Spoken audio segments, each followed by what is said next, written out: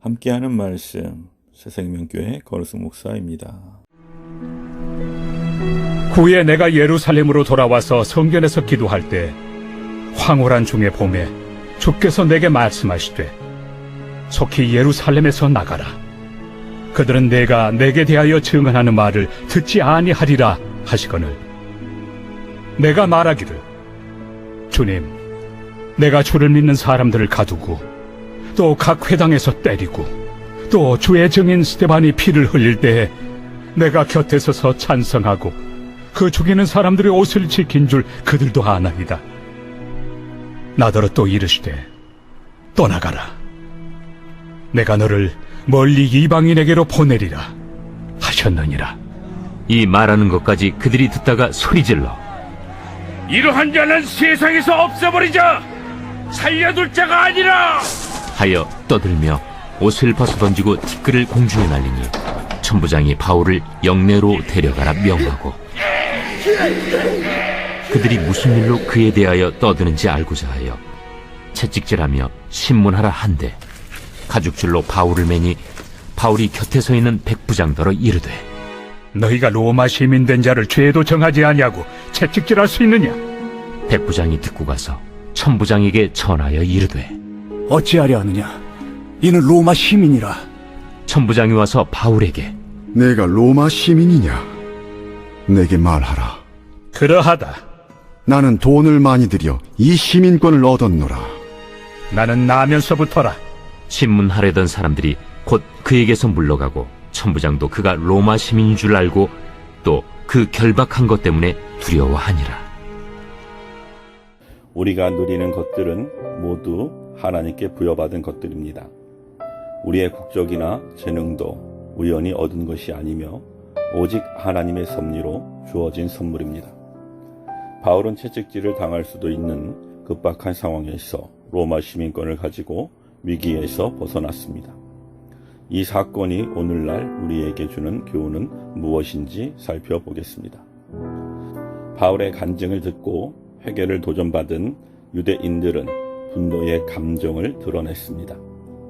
그들은 고함을 지르며 옷을 찢고 거칠게 반응했습니다. 이것을 본 천부장은 바울에게 채찍질을 가해 그의 죄를 추궁하도록 지시했습니다.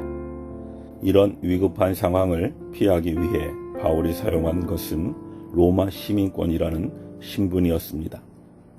당시 로마법에 따르면 로마 시민은 반드시 법적으로 시시비비를 가리고 유죄 판결이 났을 때만 형벌을 받도록 되어 있었습니다.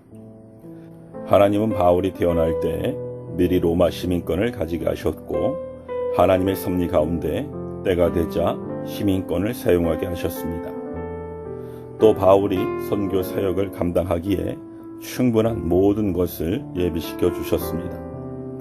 그는 유대인 가문에서 태어나 성경을 잘 알고 있었으며 당시 유행하는 학문적 소양도 두루 갖추고 있었습니다.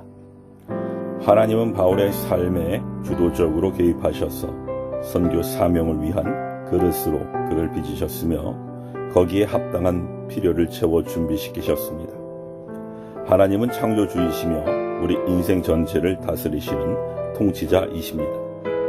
이처럼 하나님은 우리 각자에게 맞는 재능과 권리, 다양한 삶의 여건을 허락하시고 각 사람을 향한 특별한 계획을 가지고 계십니다.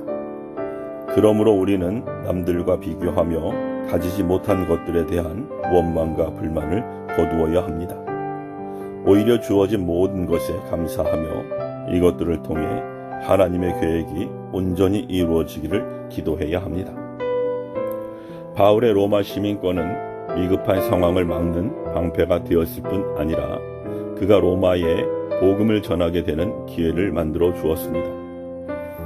하나님은 그를 이방인 선교를 위한 그릇으로 선택하셨고 바울이 로마 시민의 자격으로 이방 민족의 심장부인 로마에 들어가게 하셨습니다.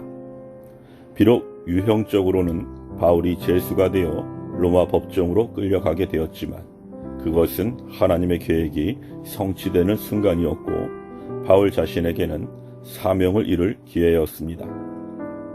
바울이 로마로 들어가는 과정을 보면서 우리는 하나님께 받은 재능과 여건을 어디에 사용하고 있는지 살펴봅시다. 많은 사람이 재능과 여건을 자기 노력의 결과로 착각하며 살아갑니다. 자기가 열심히 노력해 학문을 닦았고 직장에서 누구보다 수고하여 승진했다고 생각합니다. 그래서 학문적 소양도 재능도 각자 자신만을 위해 사용하는 것을 당연한 일로 여깁니다. 하지만 우리의 성취라고 생각하는 것들은 모두 하나님이 주신 생명과 지혜와 건강의 결과물입니다. 그러므로 우리의 여건과 능력을 주님을 섬기고 복음을 전하는 데 사용해야 합니다. 바울은 그리스도의 죽으심과 부활이 우리로 하여금 자신만을 위해 살지 않고 주님을 위해 살게 하시기 위한 사건이라고 말했습니다. 바울은 주님을 위해 살았고 주님을 위해 죽었습니다. 우리도 주님께 받은 것으로 주님을 섬기며 세상의 복음을 전하는 일에 온전히 헌신해야 합니다. 세상 사람들은 많은 소유와 높은 지위를 얻는 것에 관심을 기울입니다. 하지만 성도의 관심은 하나님이 주신 것들로 어떻게 하나님께 영광을 돌릴 것인가에 초점을 맞추어야 합니다. 바울은 하나님이 허락하신 권리를 복음 전하는 일에 사용했습니다.